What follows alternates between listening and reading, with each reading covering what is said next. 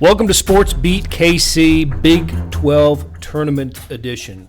You know, until the Royals decided to win the World Series and the Chiefs decided to win playoff games, this is my favorite week of the year. It's still a great week, and you can't always count on the Royals winning World Series or the Chiefs winning playoff games. So I think it's consistently the best week of the year for sports in Kansas City. You think so? I do, but I just love the idea that we're just a town that's spoiled with playoff wins in the NFL, World Series titles, parties, college sports, schmollage sports all of a sudden, right? No, but this is my, even still, I mean, this is, if the Royals could win the World Series every year, that would probably be more fun, but this is my favorite. I love this week. I freaking love this week. I like how they closed down Grand Avenue. Yeah. Every year. Yeah.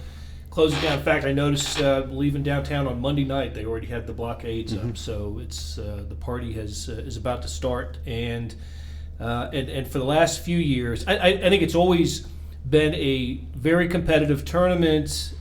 Teams, plenty of nationally ranked teams, but for the last few years, this has been competitively, at least in terms of ranking and NCAA tournament teams, the best tournament in the country.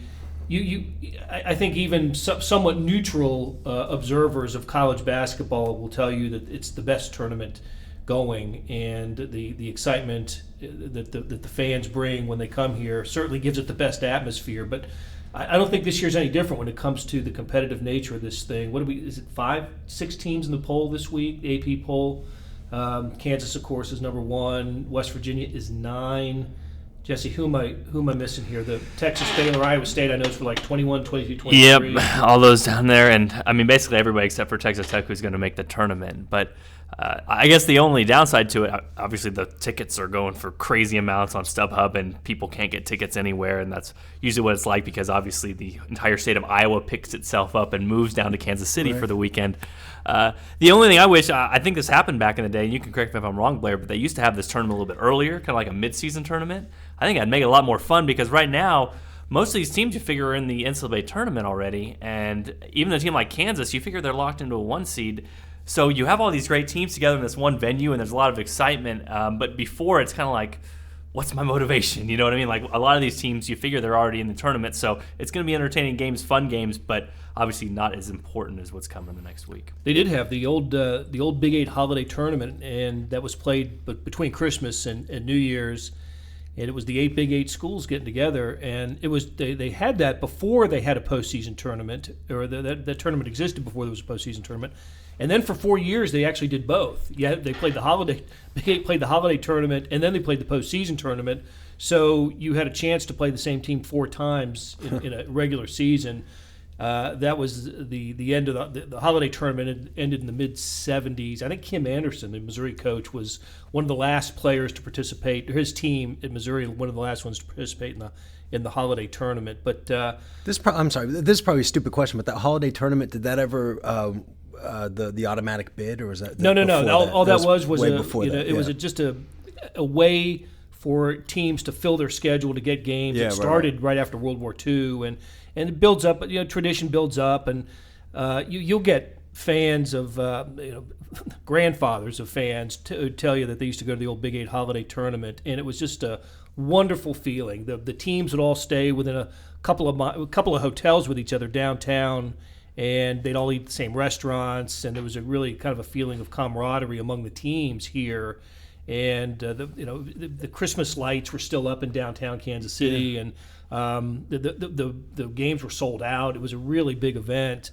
Of course, it had to go. I mean, you can't have that and a postseason tournament.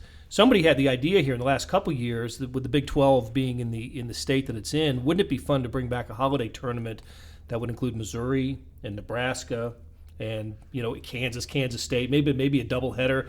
Maybe you bring in Wichita State, whatever. Just make it local schools that, including some of the former Big 12 schools, might be fun. The Nostalgia Invitational is what we'd like. That would be fun. Yeah. It would be. Yeah. All right, but we've got this 2016 Big 12 tournament, and Jesse's right. I don't see where any school has anything to gain, really much to gain. I think the seed lines are pretty much set. I think the teams that are going to be in the NCAA tournament are pretty well identified at this point. if one of the bottom three teams, which is Kansas State, Oklahoma State, or TCU, goes 4-0, obviously they're in the tournament, but that's never happened in the history. This is the 20th Big 12 tournament.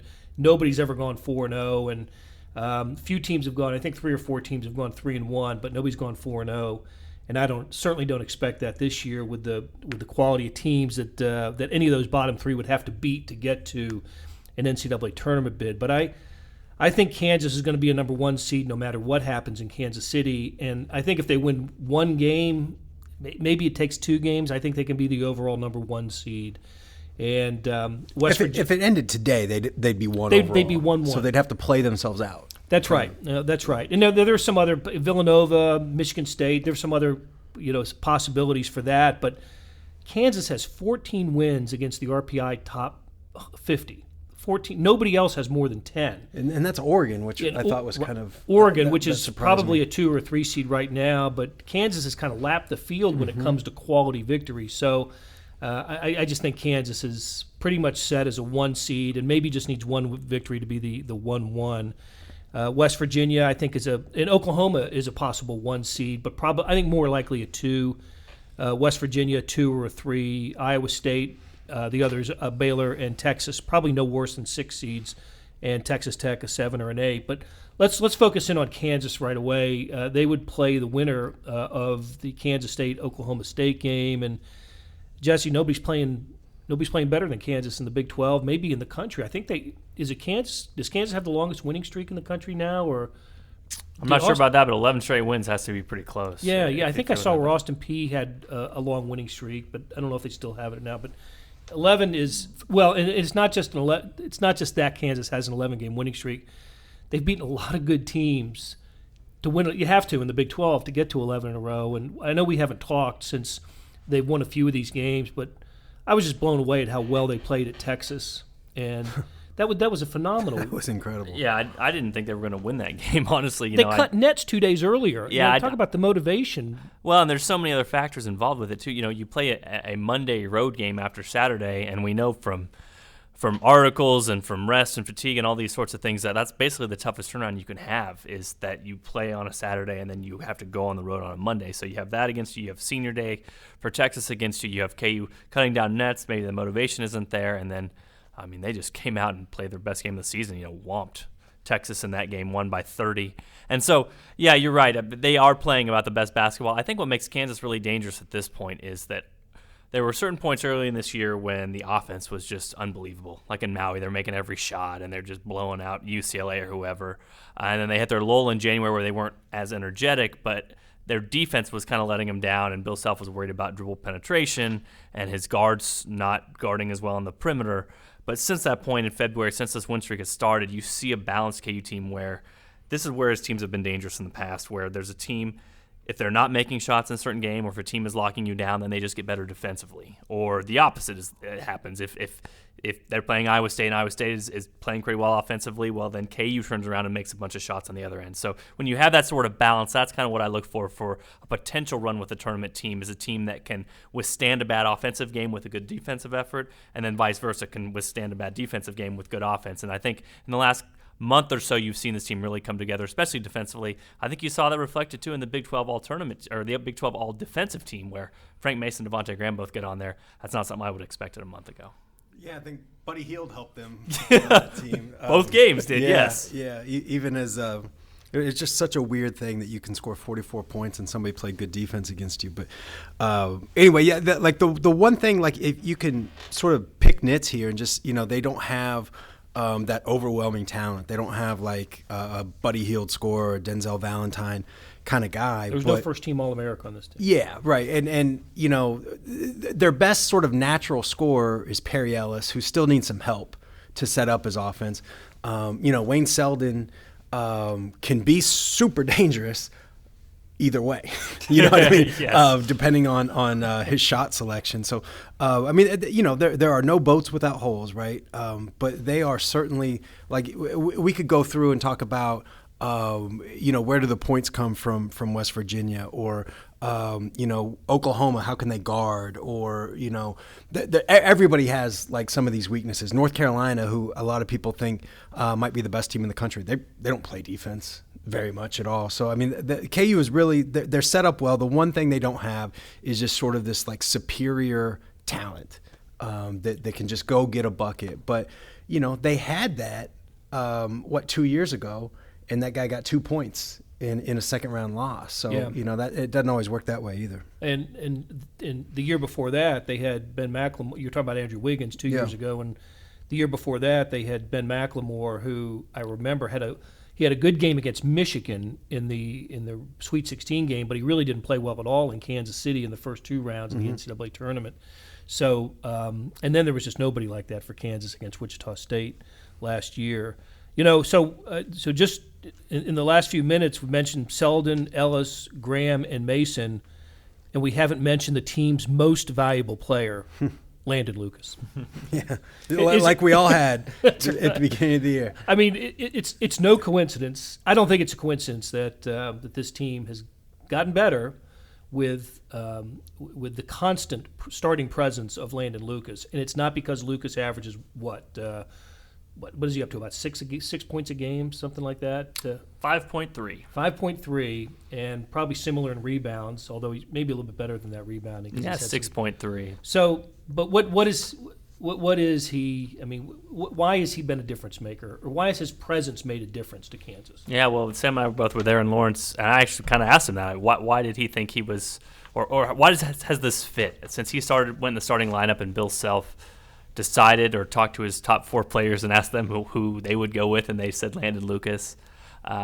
What made him the best fit? Why has it worked out since then? And Landon basically said he thought that what he likes to do fits well with what the team needed him to do, basically. You know, Perry Ellis goes in there, and I think it's pretty clear by now, Perry Ellis likes to score, and he can score, and he can do it in a lot of variety of ways, but he's not the guy that's going to go elbow people, except for last game, elbow people and go get a rebound, you know, go hustle to a ball, except for last game. But that's just not who he is. He's the guy that's going to score. He's going to be a guy defensively that's in there for you. But that sort of dirty work sort of stuff is not his forte. And even if Bill Self was trying to get it out of him for 4 years and it only shows up in flashes, it's just not going to be what he does best. Whereas Landon Lucas, he wasn't a top 150 player out of high school. Like, he's a big body. He doesn't jump well. He's not a great offensive scorer. So what he likes to do is rebound and be that sort of gritty, tough player. So I think it's worked because with Landon Lucas, he's just been a really good complement to Perry Ellis. And then not only that, it's allowed their freshmen and everybody else to kind of fall in behind them.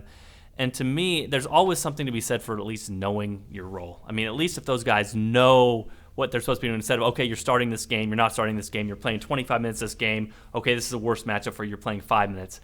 At least now I think everybody could kind of fall in place behind Landon Lucas, and that allowed them to have that stabilizing force as a starter and let everybody else kind of know where they fit in the team concept, at least with this year's team.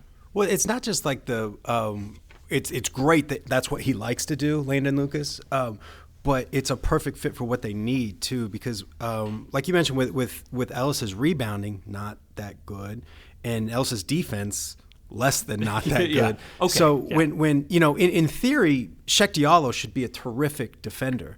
You know, just he's so gifted, long arms, athletic, quick jump, big body, but he's just not there yet. And he just, you know, there's a technique, I guess, is just not there. He doesn't body up. I mean, you know, we don't need to get too much into that stuff.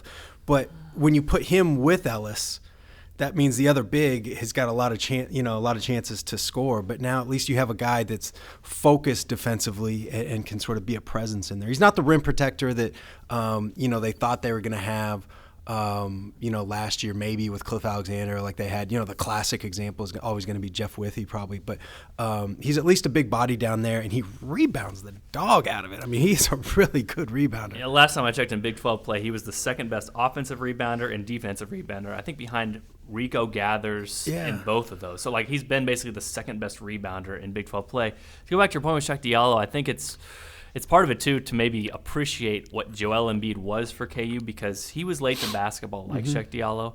But I think the difference between those two players is that I keep using the word savant, but I think Joel Embiid was more a savant when it came to just basketball knowledge and knowing where to be and getting a feel. It seems like Sheck Diallo more plays center field a lot, and he loses his man a lot, and he just wants to block every shot, which can help you. But again, in this kind of team defensive scheme that Bill Self has, putting Landon Lucas in there, you kind of have this anchor. You don't have to help on his man. You don't have to trap the post. It eliminates a lot of the brain work. But again, you're right. Sheck Diallo would have been a perfect complement. I just don't think, and this is nothing against Sheck Diallo, I just don't think his basketball IQ is up to the level of what it needs to be after starting the game late. And that might be something that Joel Embiid had that maybe we didn't give him enough credit for because he was late to the game, but not only did he develop physically, he just had a feel for what to do out there, and that's why he was so successful early on. Yeah, I mean, it's such a small thing, but like when Diallo's out there, sometimes you notice he's not bodying up his guy, and he's letting his guy back into him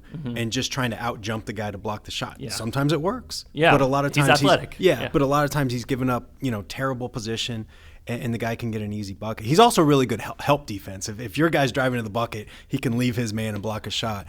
He can also leave his man, and then the pass goes to his man. Well, I think you saw with Jameel McKay especially, too, because he was, offensive rebounding, Bill Self was putting in everybody to try to kick him off the offensive glass, and Sheck Diallo couldn't do that. Yeah. God, he was good the other day. Man. Kansas brings out the best in him for whatever reason. There was a game 2 years ago at Allen Fieldhouse, at Hilton, where same thing. He was beating KU's everybody down the court, and they were just throwing him baseball passes. He was putting in layups. I mean, it was crazy. KU never gets beat in transition, and McKay was lighting him up. I don't know, before the game he talked about how he was going to be surprised if Iowa State didn't win, but man, that guy backs it up when he plays Kansas. If he could play like that every single game, we would have more discussion about him for these all Big 12 teams. I remember that game. It was all night long. They just transitioned Kansas to death on those passes. That leads me into another part of the discussion here is, should Sheck Diallo and Svi Mikhailuk and Brandon Green and those guys, Hunter Mickelson, should they get more minutes in this Big 12 tournament? What is the Kansas, like everybody else coming to Kansas City, wants to win the Big 12 tournament. Is Kansas best served by playing three games in 3 days with what is likely going to be a Thursday first round NCAA game in Des Moines as the number 1 seed in the Midwest? Are they well served by playing Frank Mason and Devontae Graham and Perry Ellis 33 minutes a game for 3 games in a row? Sam, I'm interested to hear what you think. No. I don't, what's the short answer? No, I don't think so. I mean, I think that it's more important. Everybody, like what you just said, it perfectly. Like everybody wants to win this tournament, right? Nobody needs to win this tournament at all. It's not just that you would rather win the next tournament than this one. It's that you would rather lose the Big 12 tournament, even in the quarters of the semis, and win one more game in the NCAA tournament. I mean, it's not meaningless, but there's nothing at stake either. And I mean, if somebody sprains their ankle in the quarterfinal, you sit them in the semifinal, even if that person is Frank Mason or Perry Ellis or one of their real important guys. I mean, remember, it was just last year, right? Like Perry, he played Perry Ellis last year. Yeah, you remember that? After Ellis was hurt. I was laughing because you were saying that because that's exactly the opposite of what Bill Self did last year. And how'd that work out? Yeah, not too well because Perry Ellis was hobbled, and he keeps bringing that up. He wasn't healthy for the NCAA tournament. Yeah, so I think you need to lengthen your bench a little bit. I think everybody needs to do that too. We were just talking about how like the seeding, guys, teams can go up or down maybe a spot or whatever, but for the most part it is set. And if everybody's lengthening their bench, that's a big advantage to Kansas in the tournament too, because they have, they don't have the best starting 5 in the league, but I do think they have the best, top 8, 9, 10 or whatever in the league. It's an interesting thing because I think the NBA, as people are studying and learning more about rest, it's becoming more commonplace for the Spurs, for the Warriors to rest their guys. Steve Kerr's already talked about, I had that in the story in today's Star on Tuesday about how Kerr's already talked about he doesn't care about the wins record breaking the 95-96 Bulls. He wants to make sure his guys are rested. And you saw some of that in the finals last year when the Warriors were more fresh in the final games of the finals and were able to beat a very tired LeBron. So the only thing is that, for one, basically there's no team in the NCAA that is in the same scenario as Bill Self right now, which has basically guaranteed itself a 1 seed. So he's kind of on his own out here. And for 2, nobody in the NCAA has kind of set that precedent to say, hey, we're going to kind of sit out the conference tournament, and it's a little bit more dangerous if you're Bill Self because you're playing in your backyard. You've got a bunch of your fans, a bunch of your alumni. Kansas City is the biggest alumni base, so it's not like you can come out and basically just say, yeah, we're just going to sit this one out. We're going to get ready for the next week. I mean, that would kind of be a bad look. So it is this weird sort of dilemma. KU did a study 3 years ago about rest and about their testosterone and cortisol levels. I won't get too deep into it, but they basically found that right before the NCAA tournament, their players were the most stressed of all year, and that rest obviously helps with that. So they know the possible damage or impact that 3 games in 30 minutes can play on guys. So it is a really weird spot to be in, to kind of know that this could really harm your team for the most important games in a week, but yet sort of also not at least be forced into saying the right things like, hey, you want to try to win the tournament, you want to try to win. But we were talking about it. I mean, I don't see there for being any reason to not have hard minute caps on a lot of KU's guys. That seems like it would be a natural thing, and seems like even if you're really wanting to win a game in the Big 12 tournament, you should kind of see the big picture of the 1 mile view and at least consider to not wear your guys down to the point where they're not effective a week from Thursday. What I hear you saying is that we need the holiday tournament back. Listen, how awesome would this tournament be if it meant something? I mean, and again, I don't mean to talk. Again, it's a great event. All these fans will be excited. I don't want to say it means nothing, but with stakes involved. You know what I mean? Like, there's nothing at stake. Exactly. This would love the tournament. Nothing at stake. Exactly. I mean, all these teams coming together. We know it's a great conference. We know there's super talented teams and coaches and the player of the year in college basketball. I mean, how awesome would it be if like this is going down in the ledger in December or January? So. Again, it'll never happen, but that's the only downside with this, because the tournament ends Saturday, and we all know by 5 o'clock Sunday, it's basically totally forgotten. Yeah. You know, the counter to the argument is, Kansas, when they won the 2008 national championship, won the Big 12 tournament and played 3 games in 3 days. I remember Mario Chalmers had the huge game against Texas in the final.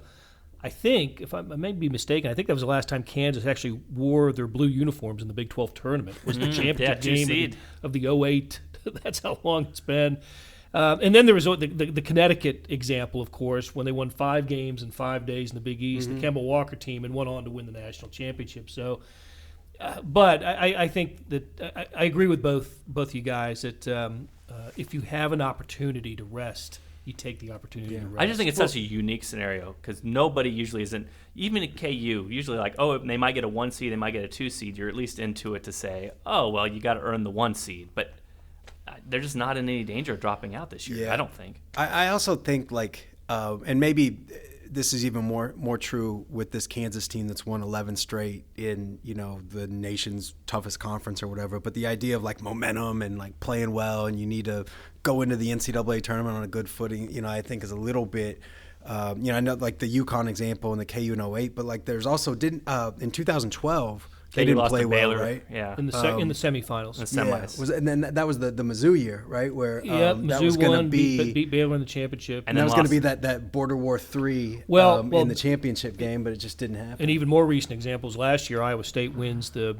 Big 12 tournament and loses to UAB. Well, 2012 was Norfolk, right? Norfolk State from Missouri. The first round. Which I think I think that's an emotional more than or as much as a physical issue. I think a team celebrates and is spent emotionally, and in both cases, Iowa State last year and Missouri in 2012, Sprint Center was packed and loud and vibrant and just shaking.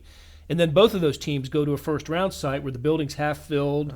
They're playing an opponent that doesn't care who they are, and I think their energy level, Iowa State last year, Missouri in 2012, I was at both of those games. Energy levels low, shooting percentages are down. It's just not the same team, and I think that's where winning the tournament has an ill effect on a team. It's funny, like you say the Norfolk State, 'cause I think the celebrating the one and having a letdown later is why Norfolk State wasn't nearly as good in their second round game. And UAB lost its second game. They partied that night up after they beat Mizzou. That was something. And I think all this conversation is just new stuff too. I was reading. This is going to shock you, Sam. You might want to sit back in your seat. I was reading the ESPN the magazine analytics issue. I know, shocker there, right?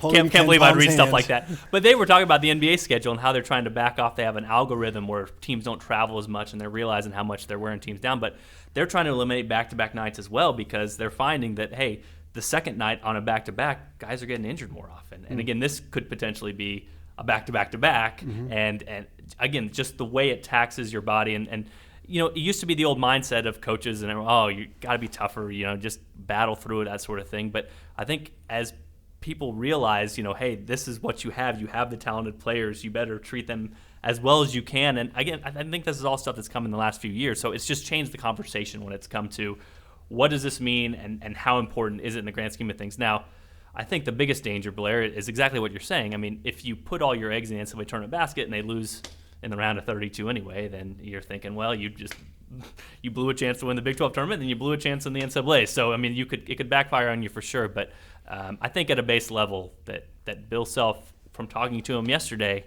I think he's considering minutes caps, and I think he's considering at least going into it resting guys. Now, I've said it before and over again. The guy is a Hall of Famer because he's so freaking competitive. And so you get into a 2-point game with 2 minutes left against K-State in the quarterfinals. And Frank Mason's already played 36 minutes. And Frank Mason has played 32 minutes. Yes. I mean, this is all great to talk about in theory, right. But Bill Self is a Hall of Fame coach because he's the guy that got technicals in his first exhibition game with Oral Roberts, and because he's screaming at officials in a European exhibition summer trip for his team that don't speak his language. That is who he is. So it's going to be very difficult to change that, no matter if he knows it's the best thing for his team or not. I think what he also knows too about this tournament is lose on Friday, lose on Thursday or Friday. Do not lose on Saturday. Yes. Once they get to Saturday, you might as well win because you're playing 3 games. Well, yeah, I'll extend that. I say don't lose on Thursday either. Don't lose the first or lose. Don't lose Thursday and don't lose Saturday for him. I think there's. I remember in 2009 when they went to Oklahoma City as the 1 seed and lost to Baylor as an 8 or a 9, and made the team go back that night and just so they could go to class the next day and hear about them losing in the first round of the Big 12 tournament. That was his line in the postgame that day. You go check out of your rooms, fellas. You're going to class tomorrow, and you're gonna wear this one. So I get a sense that the semifinal loss has not been a crusher for him, and in 12 it served him well. They got to the NCAA championship. And yet 2009, that was one of their least talented teams with Aldrich and Tyshawn Taylor and the Morris twins and a bunch of bubble gum. That was the Blake Griffin senior year. And that team made it to the Sweet 16 and lost to Michigan State, which was a pretty decent Michigan State team. Final Four Michigan State. So we can kind of go at this so many different angles, but yeah, I agree to an extent. But it's the same thing. It's like if Oklahoma State wins, I feel like the quarterfinal loss wouldn't be as bad. But if K-State wins, it's the same thing. Do you want to lose to K-State in the quarterfinals? I mean, is that something that you want to live with even for the next 2 or 3 days? It's a tough deal for Bill Self. I don't envy his position at all. I can think of a fan base in our circulation area that would be okay with a K-State victory over Kansas. I can too. Yeah. I can think of 2 fan bases that would be okay with that. That's Come right. to think of it. That's right. As is always the case when Kansas loses. But one directly, which brings us to our next point. Kansas State does play Oklahoma State in the 8-9 game, and it just the longer the season endured, and with the exception of that win over top-ranked Oklahoma at Bramlage a month or so ago, it's been a bad season for K-State and a bad season for Bruce Weber. Well, it's funny, when you said that about there's one fan base that would like a win over Kansas in the quarterfinal. I thought there's part of that fan base that might be screw Bruce Weber still. I hope they lose by 40. I do think it's a minority, but it is a vocal minority. It's just been they are, though. I heard they're the best 16 and 15 team in the country, though. I heard that from no less a source than the Big 12 Coach of the Year. That's perfect. Tubby Smith? So, yeah. How about that? He said K-State is the best 16 and 15 team in the country. So and Tubby's not even playing them. How about that? Yeah. And we were checking this out the other day. That there is NIT bracketology, and K-State's all over the map. All over the map on NIT bracketology. As high as 2 in one, wow. And on the wrong side of the bubble in others. Who's doing NIT bracketology? I just love how there are multiple. Yeah, NIT bracketology Bernardi's choices. Intern, go do this. Maybe someday, kid. I agree. I think Bruce Weber will be back next year, no matter what happens in Kansas City and what might be beyond for the Wildcats. But I think the stakes are high for him next season. For sure. And I'll go one step further. I think he will be back. I think there's next to no chance that he's not back. But I think he should be back. Because I think if you fire him, you can be justified firing him last year when Marcus Foster and that whole thing didn't work out. Like I still think you're firing him 2 years after he won a share of your first conference title in a generation. So it's not what I would have done, but that's more justifiable than firing him this year, I think. Even with all of the setbacks and losses and excuse making and a lot of other things that are just not a good look. But yeah, he's got to win. You got to win next year. You got your team coming back basically, except for Edwards and Hurt, right? That's like, right. Pretty much everybody's back. Everybody else is back. You've got there's a million factors that could change this, but you got to be top half of the league next year, right? Which is where they have been until a couple of years, the last 2 years, right? One thing that's, I'm sorry to interrupt you, but like one thing that's going in their favor too, this team, like Tubby Smith does have a point in that K-State, I think, is better than their record this year, and some of that is playing in this ridiculously stacked conference. That will play in their favor next year because I don't think the league's going to be nearly as good. I mean, there's a lot of good players that are going to be gone. It's been a great senior year for the Yeah. Big 12, absolutely. And you're right. Look at the all-conference team. All those Niang, Ellis, Heald. Yeah. I think Jay-Sean Page, West Virginia's a senior. A lot of these guys are gone. Yeah, Rico Gathers. Yeah, West Virginia, Oklahoma, Iowa State are not going to be, you wouldn't think nearly as good next year. Yeah, Rico Gathers is gone. Is Prince? He's a junior, right? So the league's not going to be nearly as good. So there's some room, even if K-State's just the same level that they are this year. I think they might finish. They'd win some more games in the league next year. But they should be, when you return that many guys, and they're really high on the kid from St. Louis, Xavier Sneed, and they've got some things coming in where they should be better. They need to be better because if they're whatever, if they're seventh in the league again next year, we're doing a coaching search. Sam, I got a question for you, just off the top of your head here. I know I'm kind of KU Big 12 play 10 points or less games. 10-0. K-State Big 12 play 10 points or less games. 0-9. Yeah. How much do you attribute that to coaching? How much do you attribute that to just the ball bouncing a certain way? I mean, again, you've talked about, you've had your column about Bruce Weber and obviously the hot seat and what's coming for him next year, how they need to be better. But I mean, we've had this conversation with the Royals in baseball. So yeah. I figure it can't be just like, oh my gosh, we just have to give it up to luck in the atmosphere. But I mean, that is so drastic. It's a huge. I mean, what do you think? Yeah, I want to hear what Blair says about this too. But like, I think Bill Self's the best coach in the conference. I think so. Some of that is I definitely coaching, and they're also experienced, especially on the perimeter.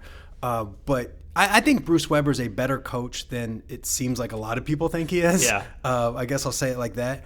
But I think there's something to be said for you have to lose before you win. And, without – I don't want to get in a situation where, like, you don't get credit for being, like, almost okay. Yeah. But they did lose a lot of games where it could have gone the other way. Now, some of that is K-State's fault because was it the Texas game where it was a close game? It was in Manhattan. Yes. And they got this bull dice shot at the end. they had 19 seconds. They had 19 seconds down one, and so Wade didn't even want to shoot it. Yeah. He got it in his hands with 5 seconds to go. He looked to pass and then put up the shot. I mean, Yeah. it was just a terrible. Why they didn't take a timeout to set something up? You got to be better than that. And so, like, I guess what I'm trying to say is, like, more than one thing can be true. And K-State needs to go. If they have 9 more games that are 10 points or less, they need to go 6-3 or at least 5-4, whatever, in those games next year with a more experienced team. But it's manageable for that to happen. I mean, something could happen. Yeah, I mean, they're not getting blowed out every game. That's what's so weird about this team. But at the same time, like, there's a middle ground in there because you don't give a team credit for losing. You don't give a team a credit for, like, almost being there. Like, at some point you need to close the deal. Except Missouri fans would probably love to almost be there for their stuff. But again, Look that's a at totally Newell. different discussion. Wow, coming strong. One of the things that affected Kansas State this year was the injury to Kamau Stokes, the freshman point guard who was having a better season than I expected him to have, and he hasn't played the second half of the year. Kansas in close games, to me, is unbelievable. What's happened with this team. When they lost to Michigan State in the Champions Classic earlier this year, I was stunned by that because they gave up the lead late with they couldn't stop Denzel Valentine for one thing, and not many people have. He's such a great player. You can make a strong case for him as National Player of the Year. But I just thought a team that had Frank Mason and Devontae Graham would be the team that would make the right plays, the smart decisions down the stretch. And I was really surprised when that didn't happen against Michigan State. It's happened every other time this year in close games. Yeah. They lose at Iowa State, West Virginia, Oklahoma State, all by double digits. So at some point they didn't make the right plays when those games, went from one side to the other. But when they go down and win at Oklahoma, Iowa State in the regular season finale, West Virginia had a crucial juncture. Kansas always makes the right play, and it's not always at Allen Fieldhouse where they've got the fans and officials and all the other things going for them. It's on the road too, and Baylor they made the smart plays down the stretch. So I think this is a team when you have experience, especially in the backcourt, you trust them to make the smart play, the right play in the end. Yeah. It's crazy too because I that's kind of why I'm asking you, because it's really tough for me to come in on a side on this, because the next loss that KU has is probably going to be by single digits. You know what I mean? So at some point, we're talking about how great they are and how great they have been, which is absolutely true. But you figure that might not happen at some stretch. So it is just tough for me to judge the Bruce Weber season, especially because, like you said, you don't get credit for losses. But at the same time, it's like they are at a certain point where they're at least competitive in this really tough Big 12. And you figure at some juncture that, oh, my God, somebody's going to kick the ball out of bounds, and you're going to win a game even if you didn't mean to. You know what I mean? But, again, that hasn't happened 9 times for K-State this year. Well, how about Kadeem Lattin missing a free throw with 2 seconds to go, right. and Buddy Hield 90% free throw shooter, missing a free throw at the end that would have tied the game. Again, why? I mean, K-State. Why couldn't one of those happen? You figure at some point the ball might bounce your way, but it's just been one of those seasons for K-State for sure. That Kadeem Lattin free throw was one of the ultimate ball don't lie moments too. Like that is absolutely what needed to happen for that game. Oh, and that. Correct me if I'm wrong, but wasn't there a timeout before? I mean, he had 3 minutes to think about the freshman in the biggest moment of his life, and that poor kid. But what does that do to Kansas' season if that ball goes through? And Kansas, that would have been the first loss of the season or the Big 12 season for Kansas, because it was the first big Monday game of the year. They hadn't lost to Iowa State and West Virginia and Oklahoma State at that point. Maybe that changes the trajectory of Kansas. I don't know. But it might change. I'm sorry, Sam, but it might change the trajectory of Oklahoma too. I mean, I don't think, because the Oklahoma senior starters continue to play 35 minutes a game throughout the season. I think that game, the fact that what did Buddy Hield play 55? I mean, he played almost every minute of that game. Mm-hmm. I think that's why Oklahoma would not be my pick to win this Big 12 tournament. And in fact, I see them, maybe of all the Big 12 contenders, not lasting long in the NCAA, because Lon has played his guys incredible minutes. They've got 3 of the top 5 minutes played guys in the Big 12, and that night in Lawrence was Exhibit A. Well, 2 things. Like first, I agree with you about Oklahoma. As much as I love watching them play, I think there's something to be said for the idea, and none of us know where they'll be playing or whatever, but I think there's something to be said to the idea about 3-point shooting. Teams that rely so heavily on 3-point shooting, that can be a particular problem when you play in a dome and you don't have like the typical kind of shooting background that you're used to. I think there's something to that idea. But the other thing, we talked about this a little bit yesterday in Lawrence about that KU Oklahoma game, the first one in Lawrence. That set up the conference season so beautifully. That game was an absolute showcase, one of the best games I've ever been lucky enough to see in person, and everybody tuned into that game. It broke TV ratings records. People fell in love with Buddy Hield, and the timing of that game, that it was so early in the conference season, I think like woke people up and kind of alerted people that the Big 12 was going to be a show all year. Like if that game, I forgot the date. It was the first week of January, right? It was right after the new year. It was the Monday before the college football championship game. So it was like January 4th or something. I was going to say January 4th actually, but like if that game, instead of January 4th, what if that game is February 5th or whatever? It doesn't get the same bump. Like I feel like the conference got a huge bump from that. Buddy Hield got a huge bump from that, scoring 44, with millions and millions of people watching. It was great for the league's been great on its own, but that was a fortunate break for him too. Yeah, no, I agree. And again, just everything that falling that way. What I was talking about with Oklahoma, again, you don't know what's going to happen in the future. But KU, even after winning that game, lost those 3 games you were talking about, and all of a sudden, if that happened, we're talking about KU 4-4 in the Big 12 at the time, and. I've talked before about how it seemed like once KU got down and started winning, and then Oklahoma lost to K-State and West Virginia lost a game you didn't think, that kind of the natural order of things started to come around again. Like everybody thought, Kansas thought, well, it's another one of those years. And everybody else thought, well, it's another one of those years. Again, maybe that doesn't happen if Oklahoma starts 7-1 and KU starts 4-4. I mean, is that too much of a gap to be like, you're looking up at the standings, half the season's conference season's done, almost half of it, and you're 3 games down to a team that's pretty darn good. So, again, I agree with you, Sam, that was really a big showcase and changed the complexion of the Big 12 and got the headlines it did. But that's the only thing I'm meaning with Oklahoma is that instead of everybody starting to turn and feel like toward the second half of the conference season that, okay, it's Kansas's year again, and Kansas feeling like, okay, it's Kansas's year again. If you're 3 games back, all of a sudden you might think, This is just not going to be it. This is where it's going to end. All right, let's wrap this up by predicting a winner of the Big 12 tournament. I'll go first and give you a chance to think about it. I'm going to say West Virginia, the 2 seed, and I'm picking West Virginia because I think they're going to come in pretty hungry. I thought they believed they had the best team in the league this year, especially after they beat Kansas as badly as Kansas lost at Oklahoma State. I thought that the loss to West Virginia and Morgantown was more convincing of a loss to me for the Jayhawks. And West Virginia's just impressed me all year. I think they're going to come in highly motivated. I think this is right. I don't think they've ever won a Big 12 tournament game. I think they're 0-3 or whatever. Not even a game? I don't think they've won a game here. So I think it's going to be important for Huggins to do well here, and I'm going with the Mountaineers, I guess, over Kansas in the final, which would be the top 2 seeds getting there. So, Jesse, what do you think? Well, that's I'm actually go a little bit off. I'll go Oklahoma. I still like Oklahoma.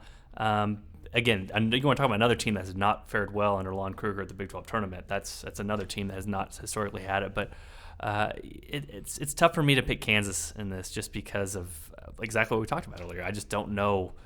I don't know that they really are into it, or if they really will be into it, unless the players just come out and do like they did against Texas and decide that they want to win the whole thing. But I'll go Oklahoma over West Virginia, and Oklahoma's had a rough stretch. It seemed like they hit, like you said, Blair, they hit their lull lately. KU and Bill Self's team hit it late January. They've hit it late February, but.